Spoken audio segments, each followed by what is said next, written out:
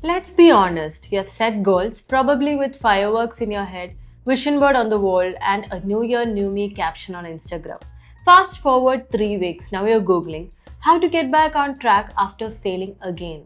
Why? Because goals sound exciting, but excitement doesn't stick, systems do.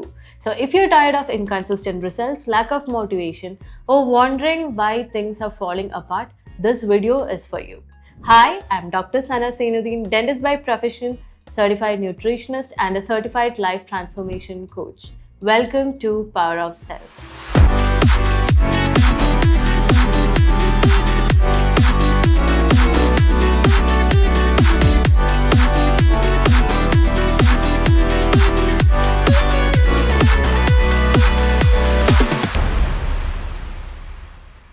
Before diving deeper, let's clarify what is a habit.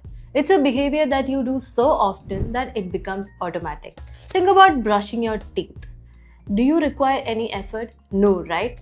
So that should be the goal with any habit formation. Make it so easy and effortless that it becomes a part of who you are.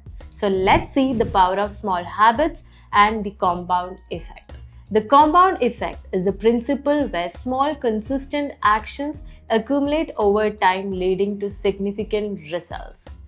Imagine you're just improving just 1% each day. The change is barely noticeable in the beginning, but over weeks and months, these tiny improvements stack up, similar to saving money regularly, where over time, with interest, it grows into some substantial amount. This principle applies to habits as well. Think of it like planting a seed. On day 1, you water the soil, nothing changes. Day 2, still it's dirt. Day 3, it still looks the same. But underground, the roots are growing and the foundation is being set. And on one fine day, suddenly you see a tiny green sprout. And that breakthrough moment happened only because you showed up every day, even when you knew nothing was changing. That's the power of small habits. The results come slow but all at once. And now let's see why goals fail. Goals are definitely required because they are good for direction and we need them to break them down. But they do not ensure something called the action plan. Winners and losers have the same goals, but what matters is the system they follow. So let's break it down. Goals focus on motivation, whereas systems run on an autopilot. Goals focus on results, whereas system focus on process. And goals are temporary, whereas systems create a lasting change. That's why school worked. We handled 7 subjects, deadlines and examinations without even asking, am I feeling today? Why? Because we had no option. We just followed the system. Now take the office jobs. You show up at 9. You never message your boss like, Sir, I'm feeling unmotivated, or I just want to sleep or take rest. No, because someone else built a system for you and you're just following it. Now ask yourself, why are you playing trial and error with your life where you can create your own systems? Now let's get into the most fascinating thing, the science behind habit formation.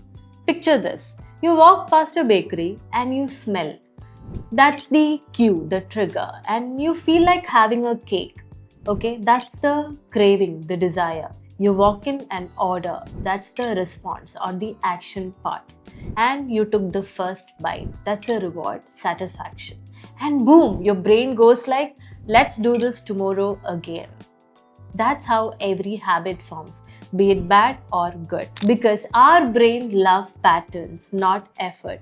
That's why scrolling Instagram is easier than doing a workout. And that's the reason why brushing your teeth doesn't require any motivation, because it's already wired in.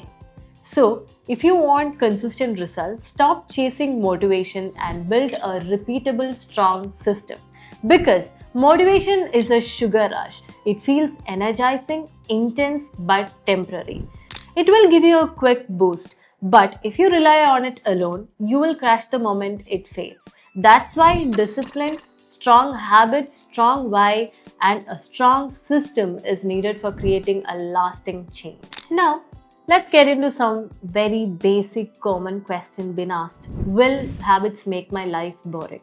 Now, some of you might be thinking, and even I used to have this constant thinking, if I become too disciplined, won't the life get really bored? Short answer, no. But the long answer is that they set up a false choice. It assumes that discipline and freedom are enemies, but in real, they are the best friends.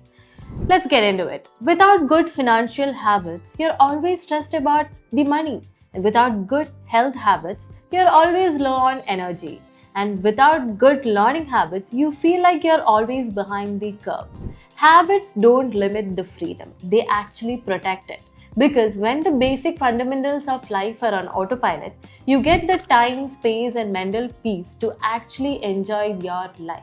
So now we have discussed the science of habit formation, right? Simple. Cue, craving, response, and reward, which is very well explained in the book Atomic Habits by James Clear. And now we need to build a strong system and to trust the process. So grab a pen and paper, sip on your coffee while listening to me on how we can apply this learning into proper actionable steps. Number 1, get ridiculously clear about your goals. Write down your goal, be it small or big, because clarity sets direction. Number 2, break down the goal and start small. Now that your goal is clear, let's split it up and start working on it each day, because our brain requires proof and not pressure. For example, if you want to start reading, don't just begin with 30 pages, just start with 5 pages. Simple as that. And number 3, shift your identity. Most people focus on what they want to achieve, but the real change happens when you try to focus on who you want to become. Let's say I want to lose weight. Try saying I want to become a person who prioritizes health and takes care of my body. And why does this identity shift work? Because every habit you build reinforces your identity. Remember, every action you take is a vote for your identity. And when you start believing in a new identity and align your actions with it, habit becomes automatic.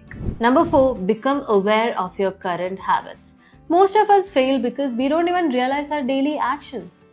Trust me, track your day for just 3 days and see how much time you lose to doom scrolling, because awareness changes everything. Number 5, set a clear action plan or implementation intention. Plan when and where you will be performing your new habit. The formula goes like, I'll be performing the habit at this time in this location method. Let's say, I'll read a self-help book for 10 minutes right after my lunch. It's simple, know the when, where, and what. Number 6, use habit stacking method. Attach the new habit to the already existing one. For example, after brushing my teeth, I'll journal for 5 minutes. Simple and it's super easy. And number 7, design your environment. Make the good things easy and bad things difficult. And join a culture where your goal is a normal behavior. So keep the workout clothes ready the night before, and if you want to eat healthier, keep your fruits and veggies all stacked up where you can see and hide the junk food. Simple, right? Number 8, make it easy. If you cannot do a 45-minute workout, just show up and get it done for 5 minutes. That's it. Make your habits so easy that you cannot say a no, because consistency over perfection is the key. You can always scale later. Number 9, tracking. The pen and paper you're having is going to change your life because it changed mine. Be it a journal, app, or calendar, check it off, because tracking builds momentum. And momentum, trust me, is addictive and a game changer. And the last one, forgive yourself and restart quickly. Mr. Day, week, who cares? Just get back. Restart. No drama, no guilt. Remember, you can miss a day, but the key is to never miss 2 days in a row. And one more thing, remember, we are what we repeatedly do. It's not about changing everything overnight. It's about creating a framework that supports sustainable growth. So now what? You have just learned 10 powerful steps, and now let's just put that into our action plan. Number 1, pick a single habit you want to establish. Number 2, apply all these 10 steps to plan and implement this habit. And the last one, but powerful, commit to tracking for over the next 7 days. Remember, start small and stay consistent. Simple. So that's it for today, my Power Fam. This is the Power of Self, and see you in the next one. And as always, stay grateful and please don't ever forget to show up for yourself.